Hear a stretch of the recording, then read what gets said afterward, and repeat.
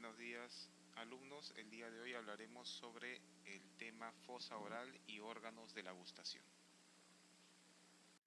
Buenos días, alumnos. El día de hoy hablaremos del tema de fosa oral y órganos del gusto.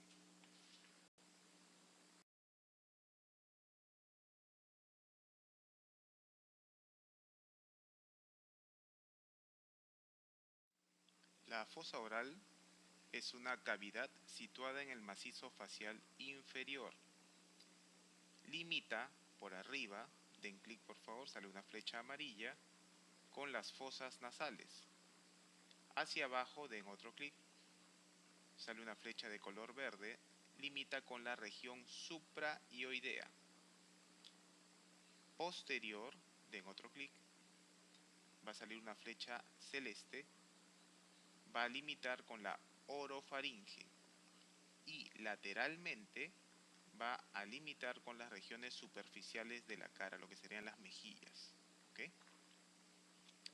Esta fosa oral consta de dos compartimientos y así lo vamos a estudiar en el transcurso de la clase.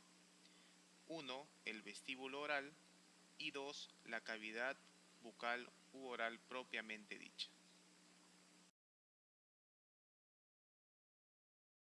El vestíbulo oral es el espacio que encontramos entre la arcada dentaria y los labios hacia adelante y mejillas hacia los lados.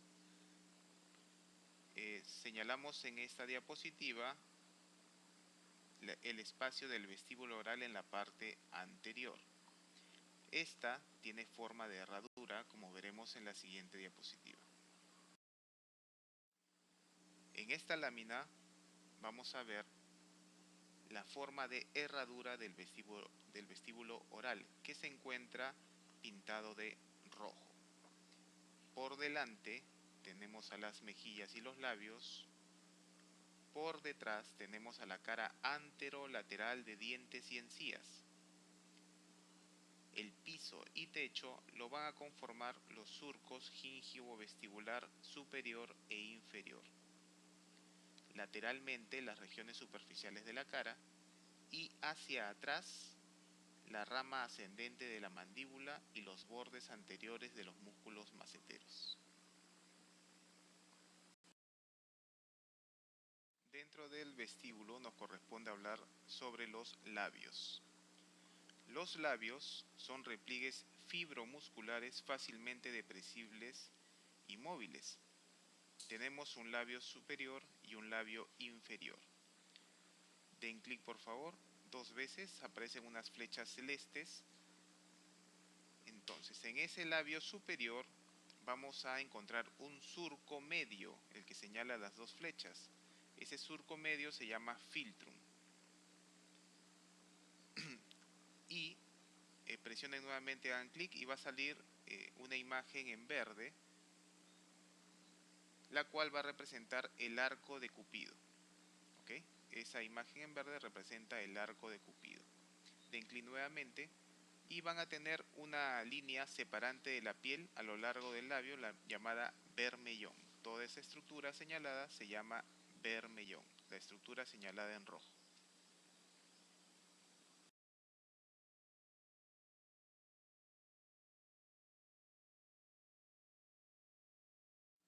Vamos a ver la estructura de los labios. Empezaremos por los músculos. Den clic por favor, aparece un número 1 donde ese músculo va a ser el músculo orbicular de los labios, que rodea tanto por arriba como por abajo a los labios. Aprieten nuevamente un clic y va a salir el número 2, ese músculo es el elevador común del ala de la nariz y del labio superior. Otra vez clic, aparece el número 3, que es el músculo elevador propio del labio superior. Den otra vez clic, le va a salir un número 4 y es el músculo cigomático menor. Den nuevamente clic, les aparece el número 5, es el músculo canino. Nuevamente clic, aparece el número 6 y es el músculo cigomático mayor. Nuevamente clic, aparece el número 7, es el músculo risorio. Nuevamente clic, el número 8 y es el músculo triangular de los labios. Nuevamente clic, aparece el número 9, el músculo cuadrado de la barba. Y nuevamente clic, el número 10, el músculo borla del mentón. Estos músculos van a favorecer el movimiento de los labios tanto para hablar como para los movimientos que se requieran, por ejemplo, un silbido, soplar, etcétera. Continuando con la estructura de los labios, veremos ahora los vasos que irrigan a los labios. Entre estos tenemos, den clic número 1, la arteria labial superior, den clic nuevamente, número 2, la arteria labial inferior. Estas son ramas de la arteria facial. Clic nuevamente, la arteria mentoniana. Y número 4, den clic nuevamente, la arteria submentoniana que viene de la arteria facial.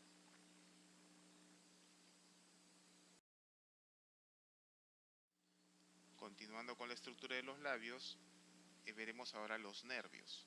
Tenemos inervación motora e inervación sensitiva de los labios. La inervación motora de los labios lo da el nervio cigomático, el nervio bucal y el nervio marginal mandibular. Todos estos provienen del nervio facial.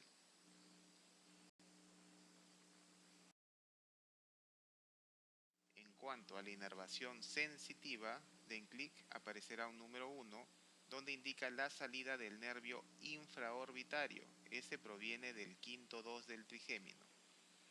Y den clic nuevamente, le va a salir un número 2, donde aparece el nervio mentoniano.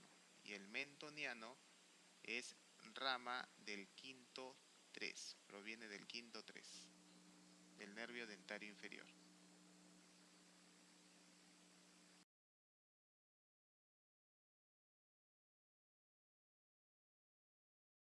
Continuando con las estructuras que conforman el vestíbulo oral, toca hablar sobre las encías, dientes y región gingivodentaria.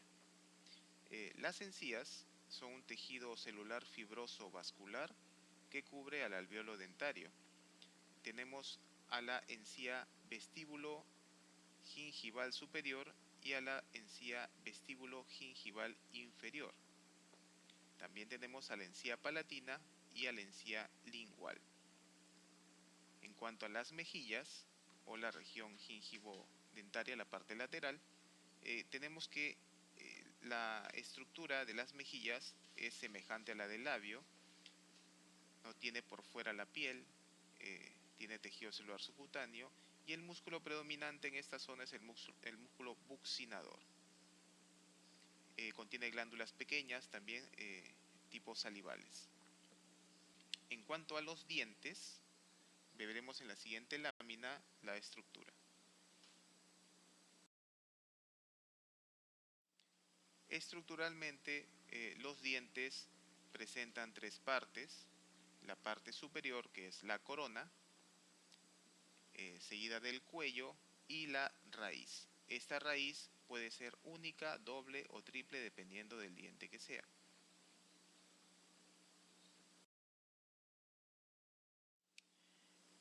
En la corona, como ustedes pueden ver, se encuentra el esmalte, la dentina o marfil por debajo, el cemento por debajo de esta hasta llegar a la cámara pulpar. Cuando ustedes presentan, por ejemplo, una caries, ¿no?, va a ir atravesando desde el esmalte hasta la cámara pulpar y dependiendo de lo que atraviese va a provocar el dolor. ¿Y cómo va a ser este dolor? Si ustedes ven en la parte inferior, tienen dentro de la encía se encuentra la raíz del diente, ¿no? Y en la parte más distal del diente se encuentra un agujerito que se llama ápex y por ahí recibe la irrigación como la inervación el diente, ¿ok? Depende de qué diente sea para saber quién lo está inervando o irrigando. En los casos que tienen, por ejemplo, una endodoncia en que matan el nervio, ¿no?, la penetración con la fresa en el diente va a tener que llegar hasta la cámara pulpar para poder extraer el nervio de ahí, ¿no? Y con eso quitan el dolor en esa zona, ¿no?, o la sensibilidad. ¿Cuáles son los dientes que encontramos en la cavidad? Encontramos a los incisivos, que van a salir con número 1, que puede ser incisivo medial o incisivo lateral. El número 3 de Enclin nuevamente va a ser los caninos. Número 4, Enclin nuevamente, los premolares, que son el número de 2.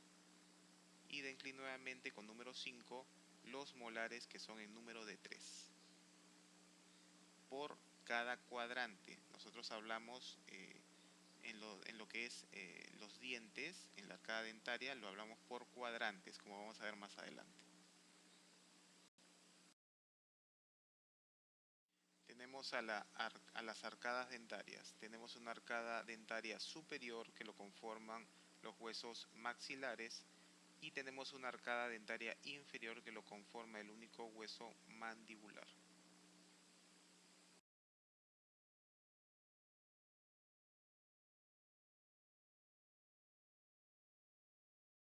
En cuanto a la fórmula dentaria, como les dije láminas atrás, la fórmula dentaria se expresa en cuadrantes. Tenemos 4 cuadrantes en lo que es la fórmula dentaria. Un cuadrante superior derecho, un cuadrante superior izquierdo, un cuadrante inferior izquierdo y un cuadrante inferior derecho. Por cada cuadrante, en el adulto, la fórmula dentaria será 2 incisivos, un canino, 2 premolares y 3 molares. En cambio, en un niño será 2 incisivos, un canino y 2 molares. En el niño no hay premolares.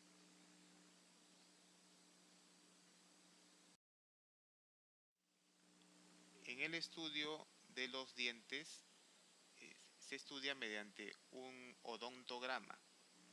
El odontograma puede ser el odontograma clásico universal o el odontograma moderno. Actualmente se utiliza más el odontograma moderno, pero es bueno que conozcan ustedes el odontograma clásico universal. Se empieza siempre en el cuadrante superior derecho, luego pasa al cuadrante superior izquierdo, luego al cuadrante inferior izquierdo y termina en el cuadrante inferior derecho, como ven en el esquema. Pueden dar clic para que vean las flechas hacia donde se dirigen los cuadrantes.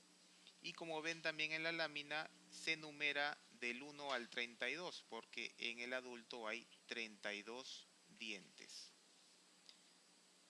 En el odontograma clásico se empieza a contar desde la tercera molar del cuadrante superior derecho. Se continúa continuamente hasta la tercera molar del cuadrante superior izquierdo. Ahí va del 1 al 16. Luego continúa con la tercera molar del cuadrante inferior izquierdo hasta la tercera molar del cuadrante inferior derecho y completan los 32 dientes. Ese es el odontograma clásico universal de adulto. Y en el niño se hacía lo mismo, pero con letras. Más adelante ya se cambió por números.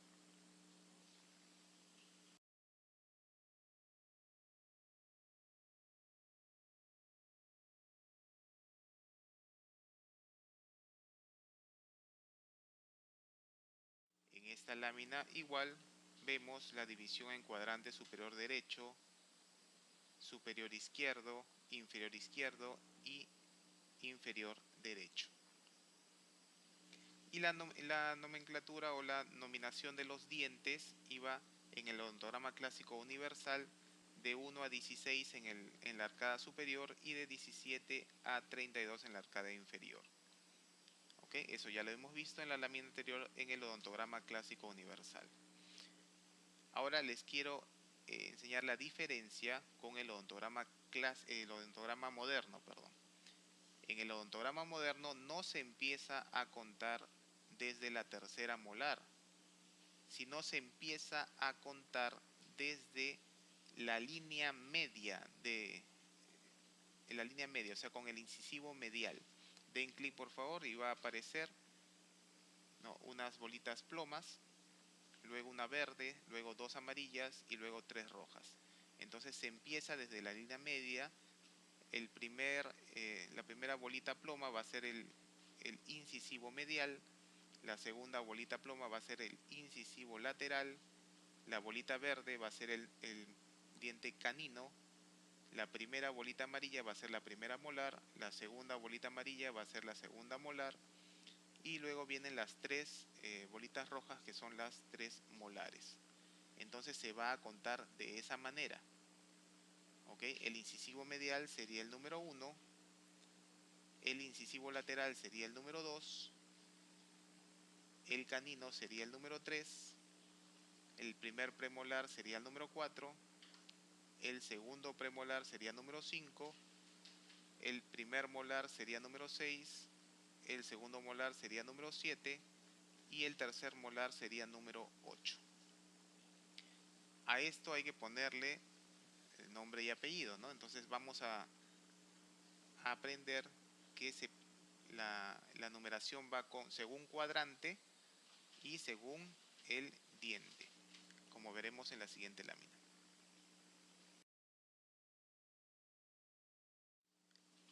Entonces, el cuadrante superior derecho va a ser el número 1, den clic.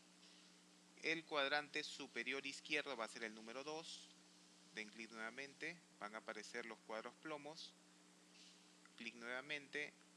El cuadrante inferior izquierdo va a ser el número 3, clic nuevamente, y el cuadrante inferior derecho va a ser el número 4. Otra vez den clic para que aparezcan los cuadros plomos. Entonces empieza desde el cuadrante superior derecho, número 1, cuadrante superior izquierdo, número 2, cuadrante inferior izquierdo, número 3 y cuadrante inferior derecho, número 4. Este va a ser el nombre del diente que vamos a evaluar. ¿Ya? Primero se pone en qué cuadrante está, ya sea en el 1, en el 2, en el 3 o en el 4, como ven en la lámina. Y luego le vamos a poner el apellido, ¿no? ¿Qué diente es? Si es incisivo medial, si es incisivo lateral, si es canino, premolar 1, premolar 2 o de las tres molares. Y cada uno lleva un número. Incisivo medial 1, incisivo lateral 2, ¿ya? Como vamos a explicar en la siguiente lámina. ¿Okay? Entonces den clic para que aparezcan nuevamente los cuadros plomos de cuadrante superior derecho, cuadrante superior izquierdo, cuadrante inferior izquierdo y cuadrante inferior derecho. Como ya sabemos, cuadrante superior derecho número 1, cuadrante superior izquierdo número 2, cuadrante inferior izquierdo número 3 y cuadrante inferior derecho número 4. Ese, como dije hace un momento, era el nombre. Den clic nuevamente para que aparezcan todos los cuadros plomos y vemos el incisivo medial, que es el 1.1, se empieza a contar desde la línea media hacia atrás, en el odontograma moderno, desde la línea media hacia atrás. Entonces, incisivo medial 1.1, ¿no? Porque está en el cuadrante superior derecho, lleva 1, y punto 1 porque es el incisivo medial. El incisivo lateral va a ser 1.2 porque está en el cuadrante superior derecho y es el número 2 de ubicación en la fórmula, ¿no? El canino es el número 3, por lo tanto su denominación va a ser 1.3. Entonces les pueden preguntar en el examen, ¿no? ¿Cuál es la fórmula del canino superior derecho? 1.3. ¿No? Del canino superior izquierdo, ¿cuál sería? 2.3. ¿Ok? Luego viene la primera premolar, que sería 1.4, la segunda premolar, que sería 1.5, la primera molar, que sería 1.6, la segunda molar 1.7 y la tercera molar 1.8. Pero si estuviéramos hablando del cuadrante superior izquierdo, ya no sería el incisivo medial 1.1, sino sería 2.1. El incisivo lateral sería 2.2, el canino sería 2.3 y así sucesivamente. Si estamos hablando del cuadrante inferior, ¿no? El cuadrante inferior izquierdo, entonces ya no sería ni 1 ni 2, sino sería 3.1 el incisivo medial, 3.2 el incisivo lateral, 3.3 el canino y así sucesivamente. Y si hablamos del cuadrante inferior derecho, ya no sería ni 1, ni 2, ni 3, sino sería 4 4.1 el incisivo medial, 4.2 el incisivo lateral, 4.3 el canino y así sucesivamente hasta terminar en los molares.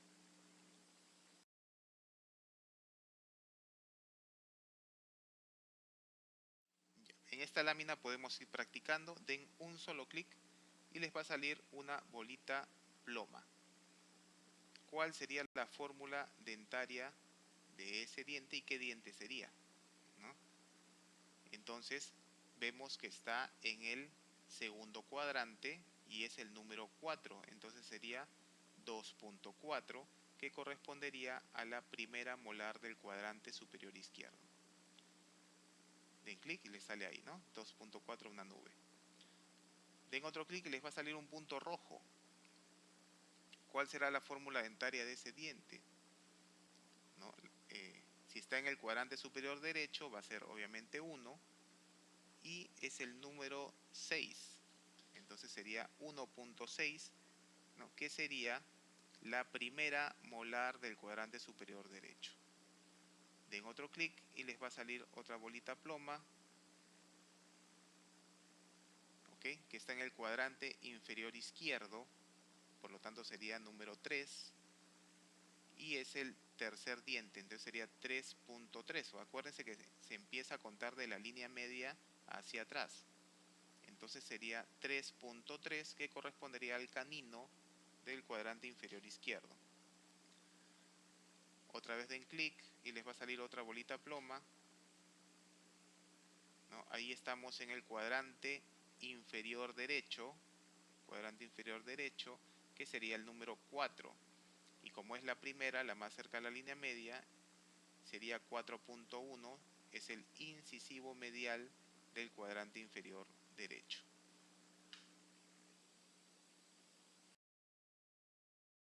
En el odontograma moderno, en los niños, porque lo que hemos hablado anteriormente es de adulto, en los niños es lo mismo, la misma división de cuadrantes, solo que el primer número cambia.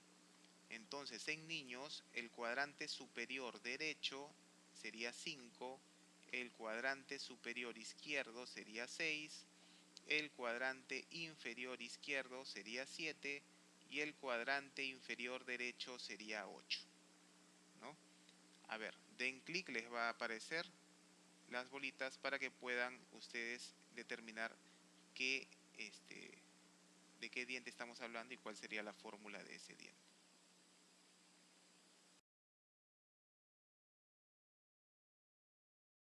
En cuanto a la inervación de los dientes, lo tenemos en esta lámina coloreado, ¿no? Lo que está en color rojo lo va a inervar el nervio alveolar superior anterior, o sea, los incisivos, mediales, laterales y caninos de la arcada superior, arcada superior.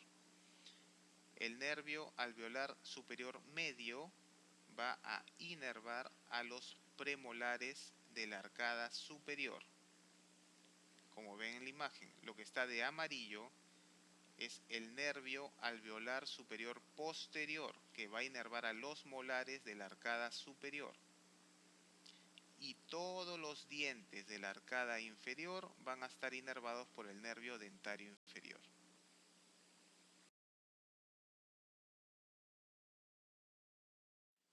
El paladar va a estar inervado de la siguiente forma, según lo que vemos en el esquema.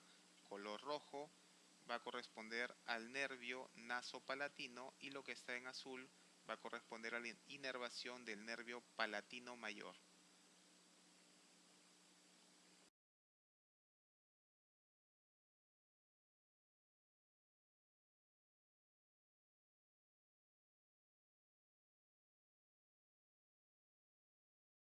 En esta lámina podemos observar al ganglio de Gasser, que da la trifurcación del nervio trigémino, y vemos al nervio quinto 2, que es el infraorbitario, den clic por favor, con el número 1. Con el número 2 vemos una rama de este, que es el cigomático. Con el número 3, den clic por favor, el número 3 el nervio dentario póstero superior que acabamos de ver hace un momento. Luego, en otro clic, el número 4, el dentario medio, que va a ir a los premolares de la arcada superior. Y luego, otro clic, número 5, el dentario anterior, ¿no? O alveolar superior anterior, que va a dar inervación a los incisivos y caninos de la arcada superior. Con el número 6 vamos a encontrar al nervio palatino anterior o palatino mayor, que va a dar inervación al paladar, ¿no? Junto con el naso palatino. Y número 7 al palatino medio y posterior.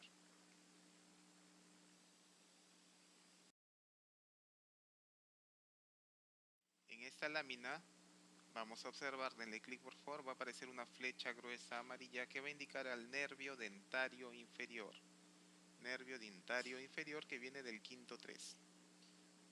Y den clic nuevamente y van a encontrar una flecha más delgada que va a ser el nervio miloioideo. Nervio miloioideo, rama del dentario inferior del quinto 3. Este nervio dentario inferior es el que va a dar la inervación a los dientes en la arcada inferior.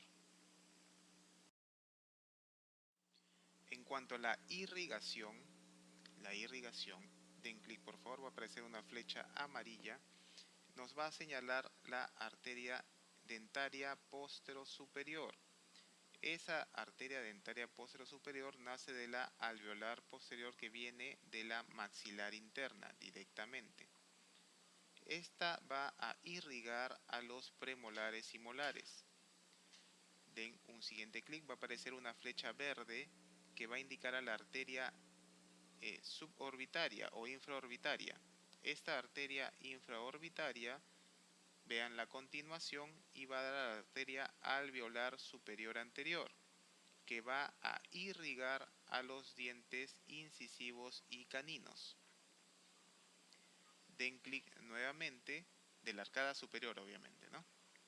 Den clic nuevamente y va a salir una flecha celeste que está señalando a la arteria dentaria inferior que va a irrigar a todos los dientes de la arcada inferior.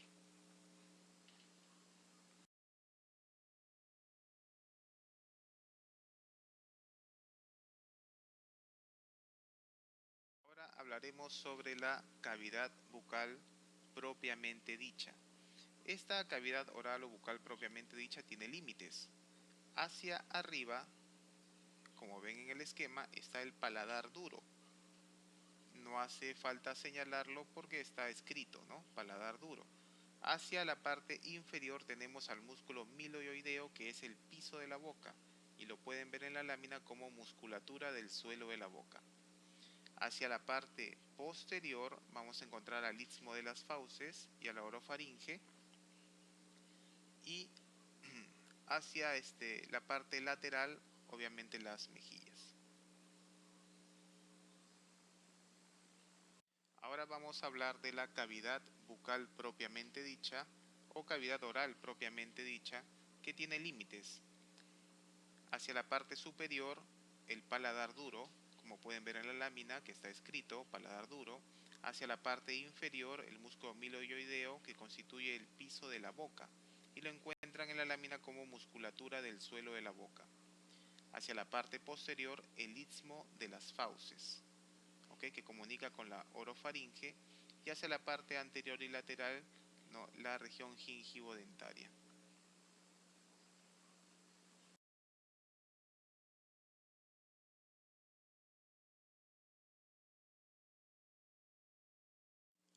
Entonces comenzaremos hablando sobre el límite superior de la cavidad oral propiamente dicha, que es el límite superior. ¿Quién lo conforma? El paladar duro y el paladar blando. El paladar duro está formado por las apófisis horizontales de los maxilares superiores, y por las láminas horizontales de los huesos palatinos. en la parte anterior están ubicadas las apófisis horizontales de los maxilares superiores y en la parte posterior las láminas horizontales de los huesos palatinos. El paladar blando, el paladar blando, ¿no? Está conformado por músculos, ¿no? Por músculos que están adosados al paladar óseo y también por fascia, nervios, tejido linfoide y glándulas, ¿no? Al final del paladar blando vamos a encontrar a la úvula.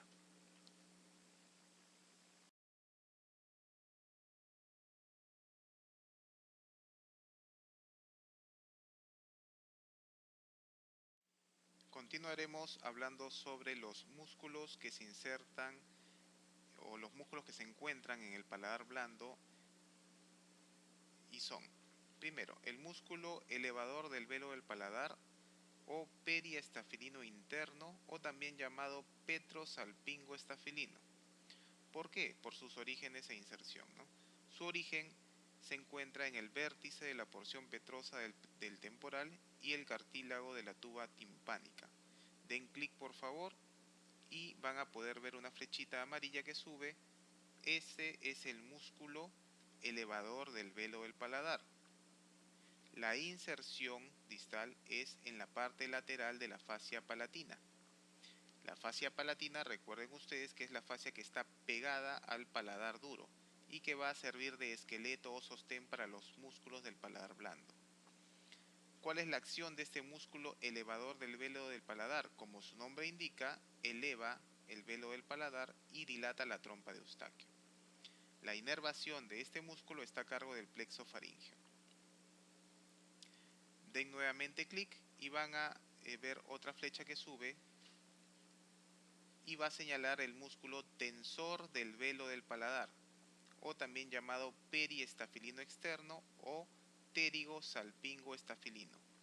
El origen de este músculo está en la fosita escafoidea, en el cartílago de la tuba timpánica y en la espina del esfenoides.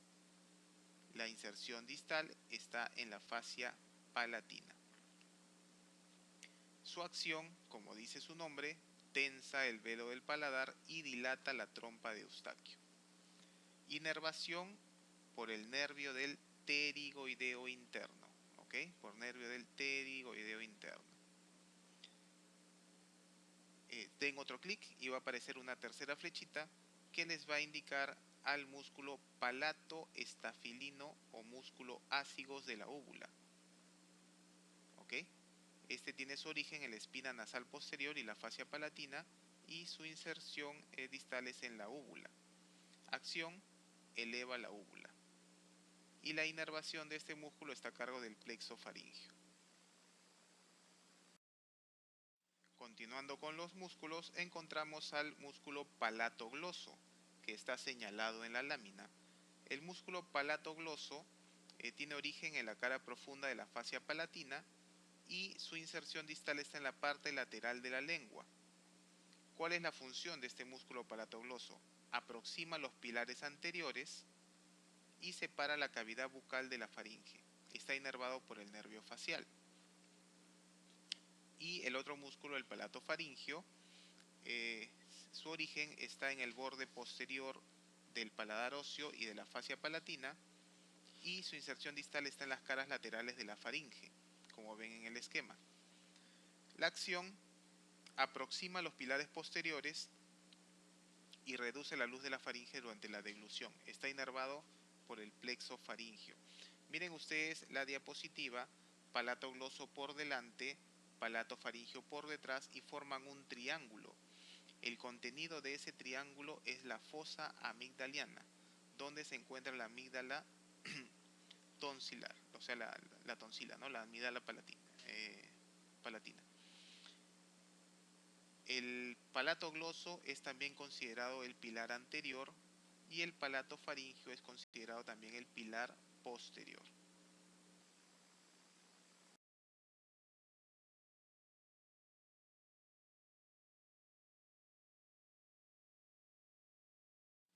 Repetimos la inervación del paladar duro y paladar blando. Como ven, en rojo el nervio nasopalatino y en azul el nervio palatino mayor.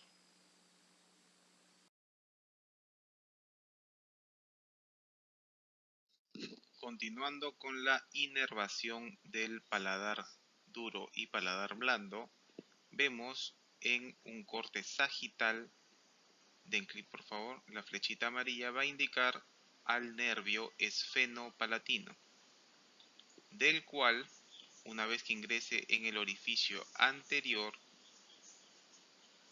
va a dar, den clic por favor, al nervio nasopalatino.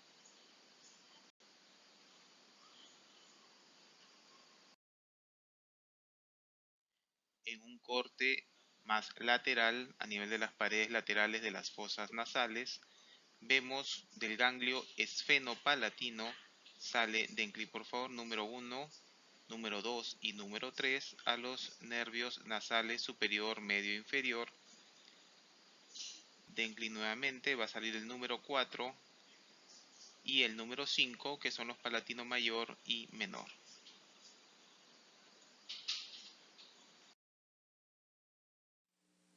Ahora continuaremos con el límite inferior de la cavidad oral propiamente dicha, donde encontramos al músculo miloioideo, que conforma en sí el piso o base de la lengua. ¿Okay? El piso de la boca lo conforma el músculo miloioideo.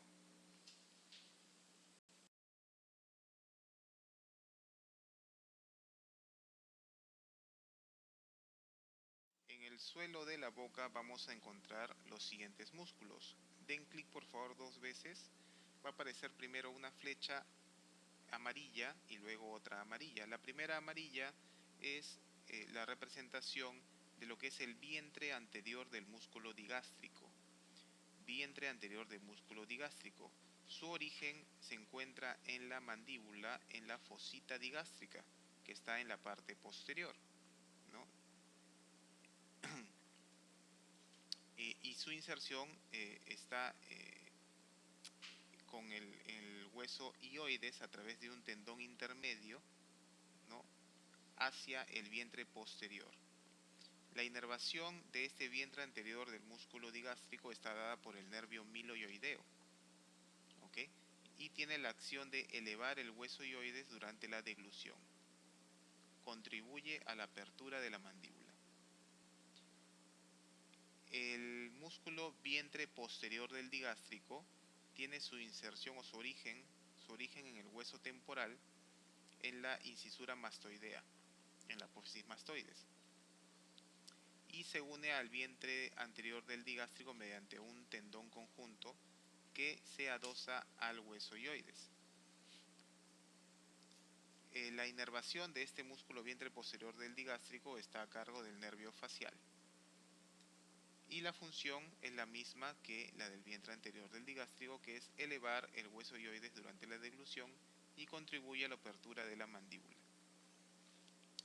El siguiente músculo, den otro clic, va a aparecer una flecha verde representando al músculo estiloioideo. El estiloioideo tiene su origen en el hueso temporal, en la apófisis estiloides, y se inserta en el hueso hioides por medio de un tendón. ¿Okay? La inervación de este músculo estiloioideo está a cargo del nervio facial. Y la acción es la misma que el músculo digástrico, como acompaña al músculo digástrico, vientre posterior. Entonces cumple la misma función de elevar el hueso hioides durante la deglución y contribuye a la apertura de la mandíbula. Otro músculo es el músculo miloioideo. El músculo miloioideo, como ya hemos comentado, es el piso de la boca, el verdadero piso de la boca, y tiene su origen en la mandíbula, en la línea miloioidea que está por la parte interna. También va a hacer su inserción en el hueso hioides y está inervado por el nervio del miloioideo proveniente del nervio dental inferior del quinto 3. ¿Cuál es la función? tensa y eleva el suelo de la boca y desplaza el hueso hioides hacia adelante, ¿no? Eso ocurre durante la deglución. Y contribuye también a la apertura de la mandíbula y la mueve de un lado a otro para masticar. Pueden apretar, hagan un clic y les va a aparecer una flechita azul que les va a indicar cuál es el músculo miloioideo. Ok, den un clic y va a aparecer una flecha amarilla que les va a indicar el músculo genioideo. Este músculo genioideo va desde las apófisis genis inferiores hacia el hueso hioides. ¿Ok? Está inervado por C1, por una rama ventral de C1, y desplaza el hueso hioides hacia adelante durante la deglución y contribuye a la apertura de la mandíbula. Den otro clic y va a aparecer una flecha azul que les va a señalar el músculo hiogloso. El hiogloso se inserta, se origina en el borde superior del asta mayor y cuerpo del hioides y se va a insertar a los lados de la lengua. Está inervado por el nervio hipogloso y la función de este músculo hiogloso es desplazar la lengua hacia abajo, ¿no? Hace una depresión en la lengua. Muchos lo relacionan también en los bebés cuando los bebés van a succionar, ¿no? Cuando van a lactar, se hace la lengua hacia abajo y esa función la cumple el hiogloso.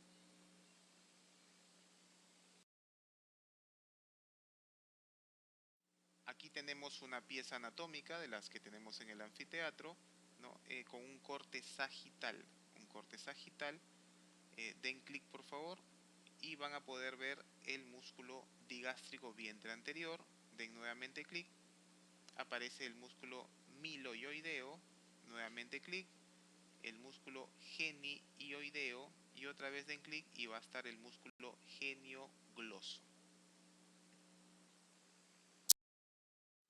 Aquí vemos una imagen la cual nos muestra el hiato hiogloso miloioideo. Pueden ver ustedes cuál es el músculo hiogloso ya señalado y el músculo miloioideo forman como un triángulo en el cual se forma un espacio que se llama hiato hiogloso miloioideo. ¿Cuáles son las estructuras que están atravesando ese hiato hiogloso miloioideo? Tenemos a la vena lingual superficial, tenemos al conducto excretorio de la glándula submaxilar, tenemos a la prolongación anterior de la glándula submaxilar y tenemos al nervio hipogloso o doceavo par craneal. Esas estructuras atraviesan el hiato hiogloso miloioideo. La que no atraviesa es la arteria lingual, la cual se va por detrás del músculo hiogloso, pero no ingresa al hiato hiogloso miloioideo.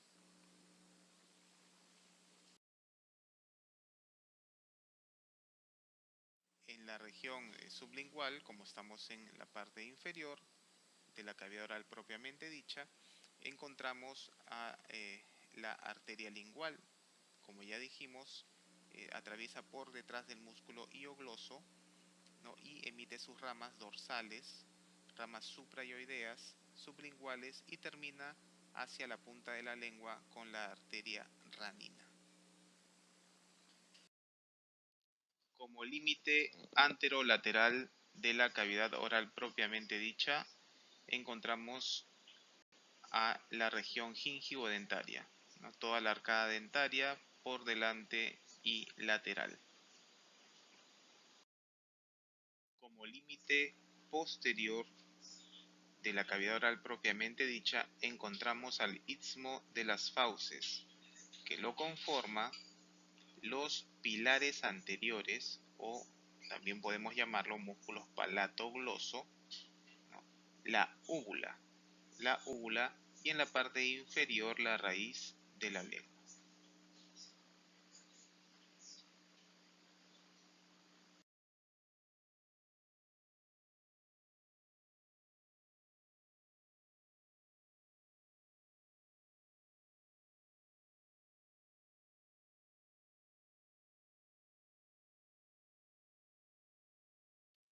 Ahora hablaremos sobre el contenido de la cavidad oral.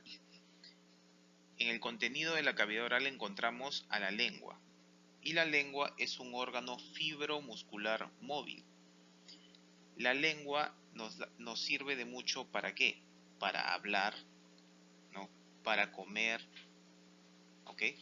Entonces, la lengua tiene un gran número de músculos, los cuales van a hacer que la lengua adopte distintas posiciones, ya sea para pronunciar consonantes, vocales, silbar, etc.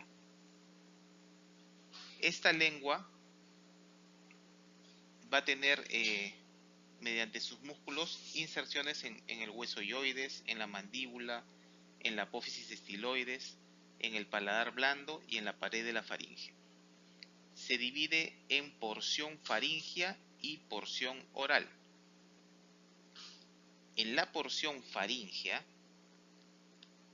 vamos a tener que está situada por detrás de los pilares anteriores del paladar blando y se denomina base de la lengua o raíz de la lengua.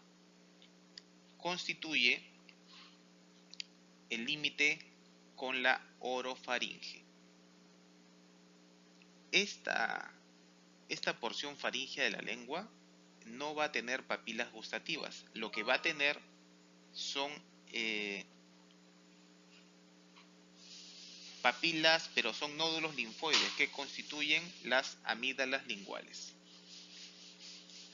La porción oral de la lengua, ¿no? Se va a dividir mediante un surco en V, que se va a llamar la V lingual. Esta porción oral de la lengua va a tener un dorso, que es aterciopelado, y una cara inferior. En el dorso de la lengua, que es aterciopelado, donde está la V lingual, en todo el dorso de la lengua vamos a tener papilas, ¿no? Y las papilas van a ser de tres formas: filiformes, fungiformes y caliciformes.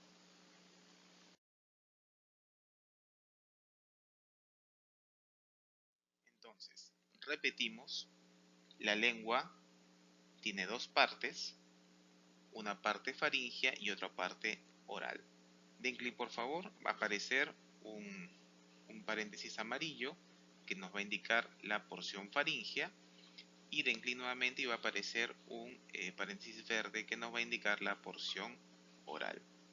En la porción faríngea, en la parte posterior, que es la base de la lengua, el dorso, la raíz de la lengua, ¿no? Den clic y va a aparecer una flechita roja en el medio que va a indicar al ligamento glosoepiglótico medial. Den nuevamente clic, aparece otra flecha roja lateral y va a señalar al ligamento glosoepiglótico lateral.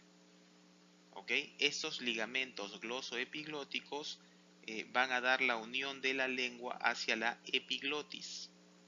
¿Ok? Y entre esos dos ligamentos, den clic nuevamente, va a aparecer una flecha ploma, se forman unos espacios que se denominan valléculas. ¿Ok? ¿Es importante que la lengua esté fija a la epiglotis? Sí, es importante, porque cuando nosotros deglutimos, la lengua se va hacia arriba y hacia atrás, lo que hace que la epiglotis tape el orificio de entrada a la laringe. Por lo tanto, no se pasa el contenido alimenticio a la faringe, sino sigue su camino hacia la parte posterior al esófago. Muy bien, den clic nuevamente, aparece una flecha celeste que nos va a señalar las amígdalas linguales.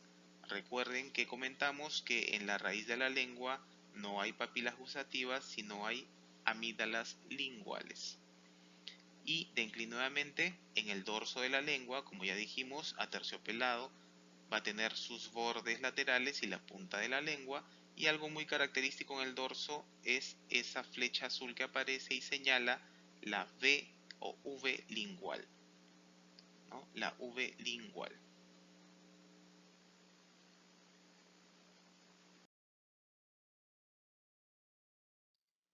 en una vista de la cara inferior de la lengua, den clic por favor, va a aparecer una flecha amarilla que nos va a señalar a las glándulas linguales anteriores o de Nun. Den clic nuevamente y va a aparecer una flecha verde que nos va a señalar el frenillo de la lengua, ¿no? Que va a unir a la cara inferior de la lengua con el hueso hioides, ¿ok? Con el hueso hioides. Este tabique fibroso también se llama septum lingual. Den clic nuevamente por favor y sale una flecha roja y esa flecha roja nos va a indicar a la glándula sublingual, ¿no? Tenemos una a cada lado de la línea media y está situado debajo de la mucosa de la boca.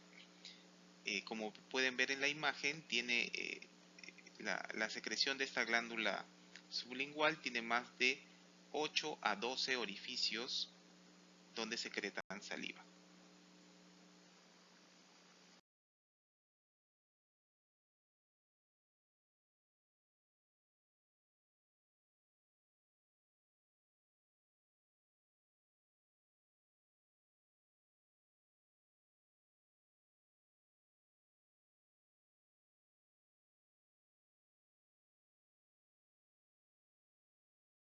La lengua va a contar con músculos extrínsecos y músculos intrínsecos. Vamos a empezar con los músculos extrínsecos. Den clic por favor y va a aparecer una bolita azul que nos va a señalar el músculo palatogloso. Músculo palatogloso. ¿Ok? Ese músculo palatogloso va desde la fascia palatina a la pared lateral de la lengua, como pueden ver en el esquema. ¿Cuál es la función de este músculo palatogloso? Aproxima los pilares anteriores y separa la cavidad bucal de la faringe. Como vimos hace un momento, también dividía a la lengua en la parte oral de la lengua y la parte faringea, ¿no? Este músculo palatogloso está inervado por el nervio facial. Den clic nuevamente y sale otra bolita de color plomo que nos va a señalar el músculo estilogloso. Como su nombre indica y como pueden ver en el esquema, proviene de la apófisis estiloides al borde externo de la lengua, ¿no? Y como está en la parte posterior y arriba, va a llevar la lengua, o sea, al contraerse el músculo, va a llevar la lengua hacia arriba y hacia atrás en la deglución.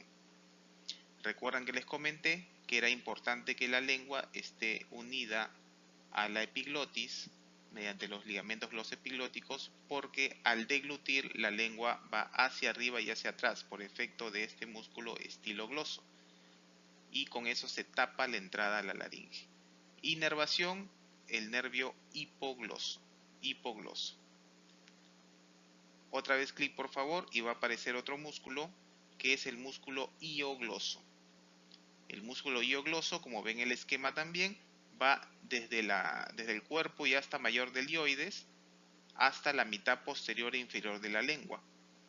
No, este músculo hiogloso junto con el condrogloso, que en algunos casos y algunos autores describen que es el mismo músculo, ¿no? Y en otros autores refieren que son músculos distintos, la función de ambos es deprimir la lengua y la inervación es por el mismo nervio hipogloso.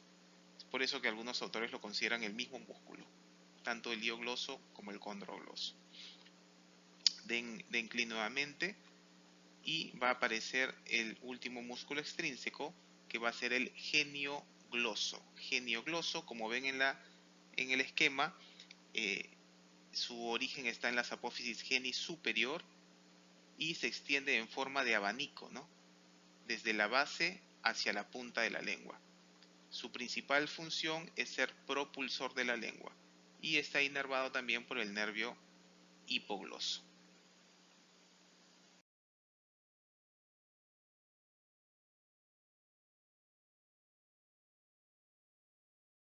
En cuanto a los músculos intrínsecos de la lengua, intrínsecos porque empiezan y terminan en la lengua, No, vamos a tener al músculo longitudinal superior. Este músculo longitudinal superior está en la parte dorsal de la lengua, por debajo de la mucosa, desde la punta hacia la base. ¿Ok? Y la función de este músculo va a ser acortar la lengua. Interviene en la emisión de la palabra, la masticación y la deglución. Todos estos músculos intrínsecos de la lengua están inervados por el nervio hipogloso. El siguiente es el longitudinal inferior, ¿no? Que está ya no en la región dorsal, sino en la parte inferior de la lengua, desde la raíz hacia la punta, ¿no? Es la diferencia con el longitudinal superior. El superior está en el dorso de la lengua y el inferior está en la parte inferior, cara inferior de la lengua, ¿no? Igual acorta la lengua e interviene en la emisión de la palabra y la masticación y la deglución, igual que el longitudinal superior. Siguiente tenemos al músculo transverso, y este músculo transverso va desde el tabique fibroso medio hacia los lados, hacia los bordes de la lengua. Ya, este músculo al contraerse va a estrechar y alargar la lengua. ¿Ok? Igual que los demás músculos, va a intervenir en la emisión de la palabra, masticación y deglución. Y por último, el músculo vertical, que es un músculo que va desde la parte del dorso de la lengua hacia la cara inferior y se cruza con las fibras del músculo transverso. ¿Cuál es la función de este músculo? Va a aplanar y ensanchar la lengua. Y al igual que los otros, interviene en la emisión de la palabra y de la masticación y deglución. Recuerden que todos están inervados por el nervio hipogloso. Ahora veremos cómo se distribuye la captación de los sabores a nivel del dorso de la lengua mediante las papilas gustativas. Como vemos en el esquema, la punta de la lengua va a corresponder a la captación del sabor dulce y la parte posterior de la lengua a nivel de la B lingual va a encargarse de captar el sabor amargo. El centro de la lengua va a encargarse de captar el sabor umami, que es un sabor nuevo, un sabor su generis, ¿no? Y en las partes laterales, en los bordes laterales, hacia la parte anterior, se encarga de recibir o de captar el sabor salado, y también en los bordes, en las partes laterales, pero en el extremo posterior, se va a encargar de recibir el sabor o de captar el sabor ácido o agrio.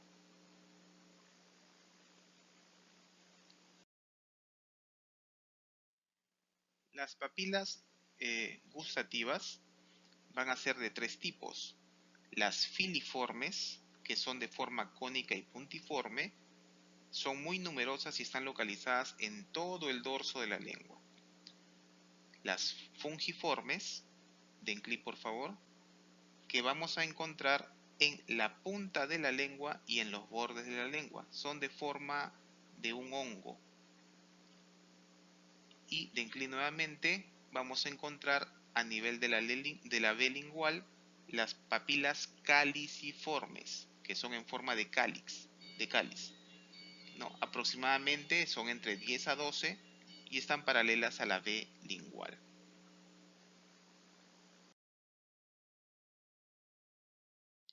Nuevamente, para mostrarles las formas de las papilas, den clic por favor, sale una flechita amarilla, las filiformes, otra vez clic, sale una flecha verde, las fungiformes, y otra vez clic, sale una flecha azul, las caliciformes.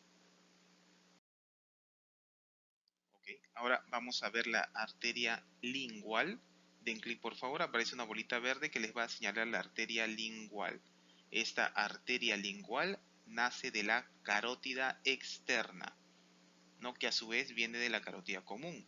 Recuerden que en su clase de cuello han visto que en el triángulo carotídeo, formado por el esternocleidomastoideo, el borde posterior del digástrico y el borde superior del homoioideo, se va a dividir la carótida común en carótida interna y carótida externa. y la carótida externa va a emitir 5 de sus 6 ramas a nivel del triángulo carotídeo. La tercera rama sería la arteria lingual. Esta arteria lingual va a pasar del triángulo carotídeo al triángulo digástrico y dentro del triángulo digástrico por el triángulo de Pirogov y se va a dirigir hacia la parte posterior del músculo hiogloso, por donde va a entrar a irrigar a la cara inferior de la cavidad oral y la lengua. Recuerden que pasa por detrás del músculo hipogloso, no pasa por el hiato hiogloso miloioideo.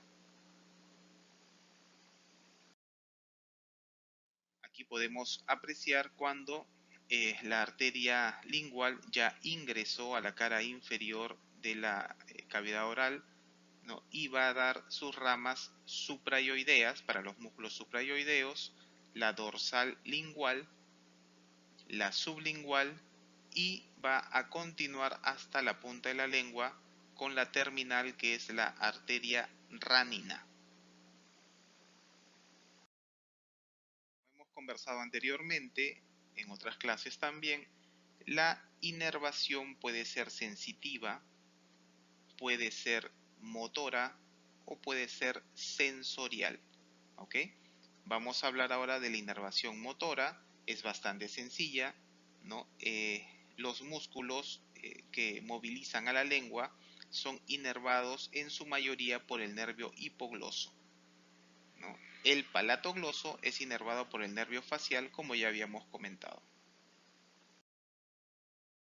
En este cuadro resumimos la inervación sensitiva de la lengua. ¿Okay? Sensitiva, general, protopática y epicrítica. Los 2/3 anteriores de la mucosa del dorso de la lengua va a estar inervado sensitivamente por el nervio lingual. El tercio posterior de la mucosa del dorso de la lengua está inervado sensitivamente por el nervio glosofaringio. Y la raíz de la lengua y mucosa glosoepiglótica está inervado sensitivamente por el nervio vago.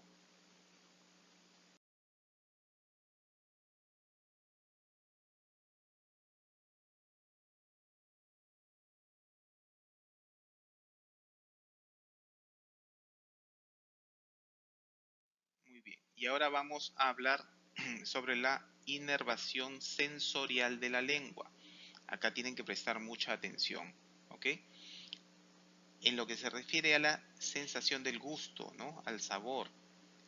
Los 2/3 anteriores de la mucosa del dorso de la lengua, 2/3 anteriores, ya van a captar el sabor mediante la cuerda del tímpano del séptimo bis del facial con mediación del nervio lingual, ¿no? Y sus axones van a llegar hasta el cuerpo de la primera neurona que se encuentra en el ganglio geniculado. Entonces, si preguntamos dónde se encuentra la primera neurona gustativa, se encuentra periférica, ¿no? Obviamente, primera neurona periférica gustativa se encuentra en el ganglio geniculado si es que es de los 2/3 anteriores de la lengua. Pero si es del tercio posterior de la mucosa del dorso de la lengua, ¿no? Entonces el sabor va a ir mediado por el nervio glosofaringio. Y la primera neurona ya no estaría en el ganglio geniculado, sino que estaría en el ganglio del noveno par. ¿Ok? En el ganglio del noveno par. Y si la inervación sensorial es de la raíz de la lengua y mucosa glosoepiglótica, la sensación del gusto sería mediada por el nervio vago, ¿ok? Por el nervio vago. Y la primera neurona ya no estaría en el ganglio geniculado, ni estaría en el ganglio inferior del noveno par, sino estaría en el ganglio del décimo par, ¿ok? Entonces, la primera neurona periférica varía según en los dos tercios anteriores, en los dos tercios anteriores de la mucosa del dorso de la lengua, o en el tercio posterior de la mucosa del dorso de la lengua, o en la raíz de la lengua. Repito, si es en los dos tercios anteriores, mediante la cuerda del tímpano del facial y séptimo bis, con mediación del nervio lingual, irían al ganglio geniculado y ahí estaría la primera neurona periférica.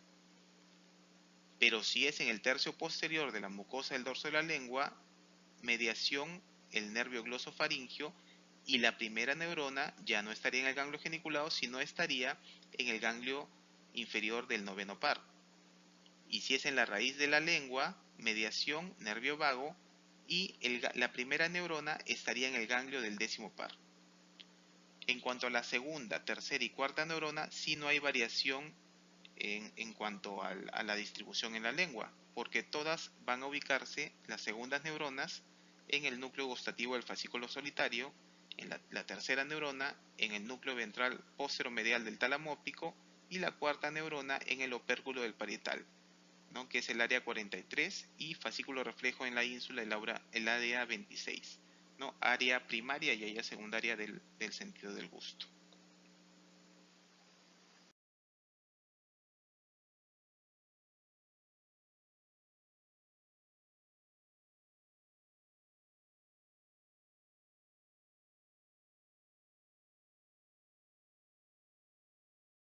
Okay, ya vamos a terminar. Vamos a hablar ahora sobre las amígdalas, ¿no? O tonsilas. Existen eh, cuatro tipos de amígdalas que conforman el anillo de Waldeyer. ¿Okay? La más superior es la amígdala faríngea. Y esa amígdala faríngea la encontramos justo por detrás de las coanas. Es conocida también como la adenoides. Y esta amígdala es importante sobre todo en los niños, ¿no? En los niños que tienen problemas alérgicos o, o dificultades, por ejemplo, asma, ¿no? Esta adenoides lo que hace es aumentar de tamaño. Esta amígdala faríngea aumenta de tamaño, ¿no?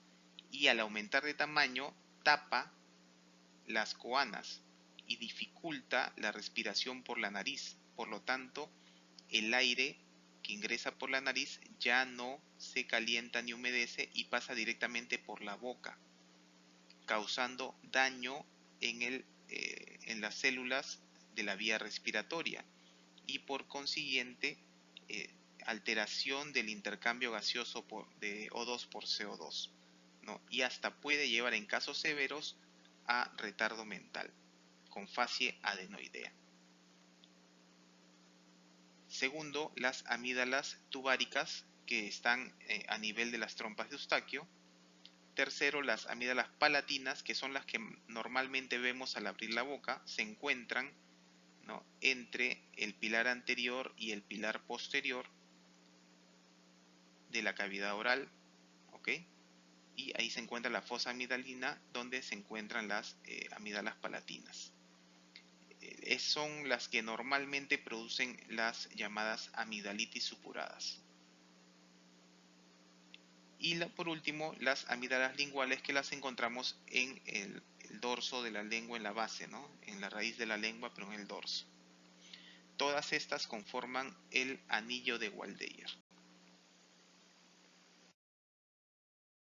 En cuanto a la irrigación e inervación de las amígdalas que conforman el anillo linfático de Waldeyer, ¿no?, empezaremos, den varios clics por favor para que puedan aparecer los cuadros. Empezaremos por las amígdalas faríngeas o adenoides, ¿ok? Que pueden dar otro clic, va a aparecer una flechita que, como les dije, al crecer va a tapar las coanas, ¿no?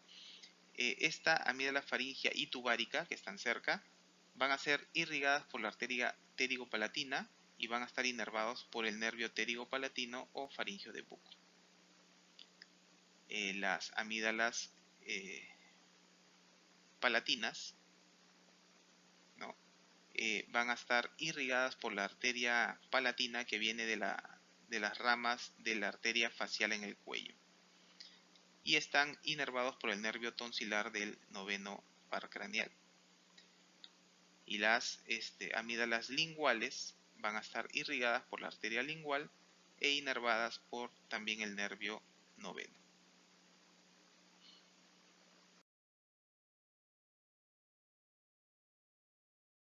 En esta imagen pueden ver una amigdalitis, ¿no? Las amígdalas palatinas supuradas, ¿no? Con pus. Eso es una amigdalitis. Miren cómo cierra el espacio del istmo de las fauces, ¿no? Lo hace más pequeño, lo que causa dolor en la deglución.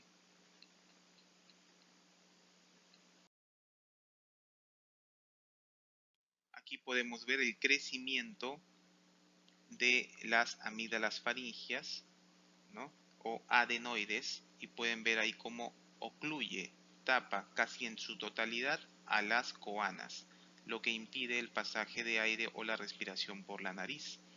Y en casos, como les repito, muy severos, puede llevar a facies adenoideas, como veremos a continuación. Esta es una facie adenoidea. Las facies adenoideas se presentan de la siguiente manera, ¿no? Con una cara alargada, miren la distancia que hay entre la nariz y el labio superior, la boca abierta y en algunos casos, como veremos en la lámina contigua, prominencia de los dientes, ¿no? El paladar puede ser algo ojival, ¿no? Y en casos muy severos de daño ya severo de la vía respiratoria pueden llevar a retardo mental por dificultad para el intercambio gaseoso, ¿no? De CO2 por O2.